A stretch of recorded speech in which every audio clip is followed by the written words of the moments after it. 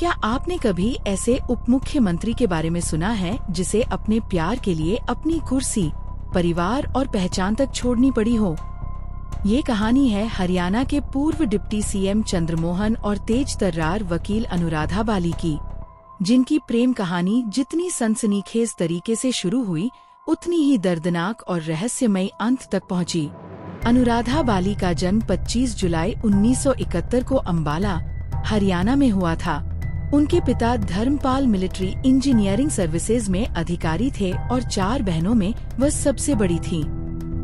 बचपन से ही वह बेहद आत्मविश्वासी, तेज और महत्वाकांक्षी थी। पढ़ाई केंद्रीय विद्यालय से करने के बाद उन्होंने पंजाब यूनिवर्सिटी से लॉ की डिग्री हासिल की और छात्र जीवन में ही अपनी अलग पहचान बना ली। 1994 में उन्होंने Punjab and Haryana high court में क्रिमिनल लॉयर के रूप में प्रैक्टिस शुरू की और बहुत ही कम समय में अपने काम और तेज दिमाग के कारण वह जानी जाने लगी। 1998 में उन्होंने अपने पड़ोसी और लंबे समय से प्रेमी रहे बब्बर से शादी की, लेकिन ये शादी ज्यादा समय तक नहीं चल पाई।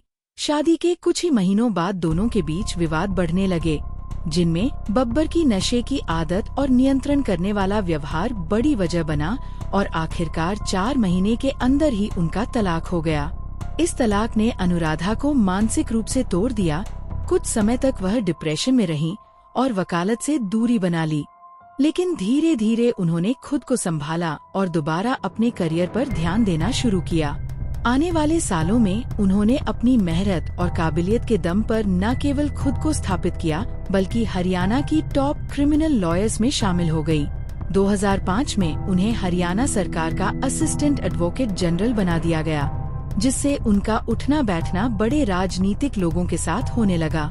इसी दौरान उनकी मुलाकात चंद्रमोहन से हुई, जो हरियाणा के पूर्व मुख्यमंत्री भजन लाल के बेटे थे। एक प्रभावशाली राजनीतिक परिवार से ताल्लुक रखते थे, शादीशुदा थे और 2 बच्चों के पिता भी थे। शुरुआत में दोनों के बीच बातचीत सिर्फ एक सामान्य जान पहचान और दोस्ती के तौर पर शुरू हुई। चंद्रमोहन अक्सर अपने पारिवारिक तनाव और बीमार बेटे की चिंता अनुराधा से साझा करते थे, लेकिन धीरे धीरे ये बातचीत भावनात्मक जुड़ाव में बदल गई और दोनों एक दूसरे के बेहद करीब आ गए। उस समय चंद्रमोहन राजनीति में तेजी से आगे बढ़ रहे थे और 2005 में उन्हें हरियाणा का उप मुख्यमंत्री बना दिया गया, जबकि अनुराधा भी अपने करियर के शिखर पर थी। इसलिए उनका रिश्ता पूरी तरह गुप्त रखा गया। लेकिन 2008 में दोनों ने ऐसा फैसला लिया जिसने पूरे देश को चौंका दिया। नवंबर 2008 में अचानक दोनों गायब हो गए। एक तरफ हरियाणा के डिप्टी सीएम लापता थे और दूसरी तरफ असिस्टेंट एडवोकेट जनरल भी, जिससे मीडिया और राजनीतिक हलकों में हड़कंप मच गया। कुछ दिनों बाद दोनों सामने आए और उन्होंने जो खुलासा किया उसने सबको हैरान कर दिया। उन्होंने बताया कि उन्होंने इस्लाम धर्म अपना लिया है और शादी कर ली है। चंद्रमोहन अब चांद मोहम्मद बन चुके थे और अनुराधा फिजा मोहम्मद।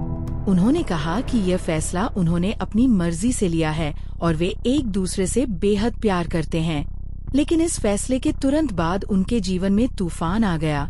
चंद्रमोहन को उप मुख्यमंत्री पद से हटा दिया गया। उनके पिता भजन लाल ने उन्हें परिवार और संपत्ति से बेदखल कर दिया और अनुराधा को भी सरकारी पद से निकाल दिया गया। सत्ता, सम्मान और परिवार, सब कुछ खोने के बावजूद दोनों ने शुरुआत में अपने रिश्ते को सही ठहराया और कहा कि उन्हें अपने फैसले पर कोई पछतावा नहीं है।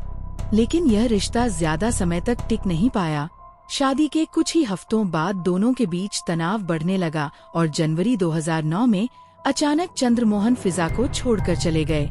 फिजा ने मीडिया में आरोप लगाया कि उनका अपहरण किया गया है, लेकिन जल्द ही पता चला कि चंद्रमोहन खुद ही गए हैं और दिल्ली में हैं। जब दोनों की फोन पर बात कराई गई तो चंद्रमोहन का रवैया पूरी तरह बदल चुका था। उन्होंने कहा कि वह अपनी मर्जी से गए हैं और जब चाहेंगे तभी लौटेंगे। इस बात ने फिजा को पूरी तरह तोड़ दिया और उन्होंने आत्महत्या करने की कोशिश की। उन्होंने एक साथ कई नींद की गोलियां खा ली, लेकिन समय रहते उन्हें अस्पताल पहुंचाया गया और उनकी जान बच गई। इसके बाद मामला और ज्यादा बिगड़ गया। फिजा ने खुलकर मीडिया में आरोप लगाए कि चंद्रमोहन ने उन्हें इस्तेमाल किया और छोड़ दिया।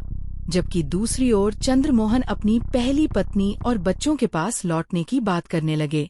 आखिरकार मार्च 2009 में उन्होंने फोन पर 3 बार तलाक बोलकर इस रिश्ते को खत्म कर दिया और इस तरह ये प्रेम कहानी कुछ ही महीनों में खत्म हो गई।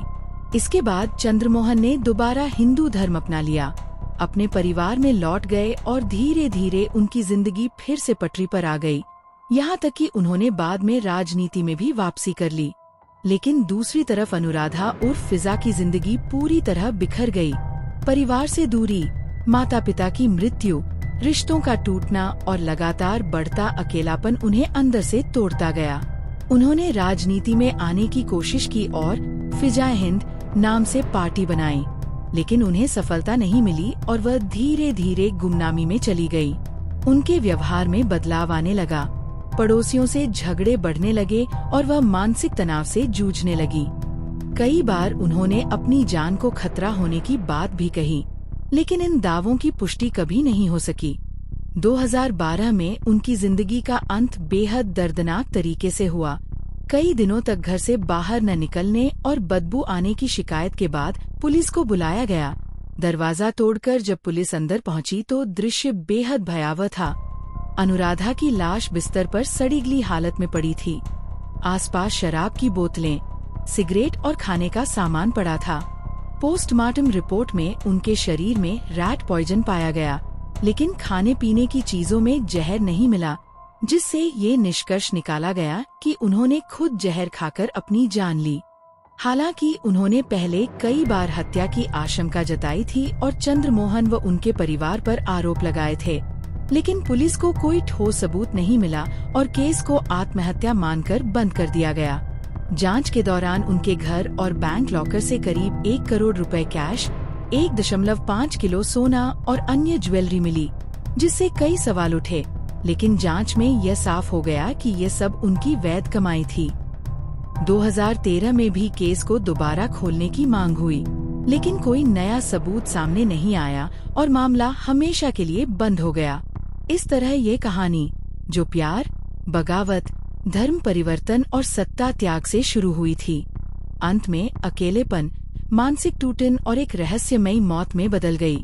जहां एक तरफ चंद्रमोहन अपनी पुरानी जिंदगी में लौटकर फिर से राजनीति में सक्रिय हो गए, वहीं अनुराधा बाली उर्फ फिजा की कहानी एक ऐसे दर्दनाक अंत तक पहुंची जिसे आज भी लोग पूरी तरह समझ नहीं पाए हैं और इसे एक अधूरी, रहस्यमयी और त्रासदी से भरी प्रेम कहानी के रूप में याद करते हैं।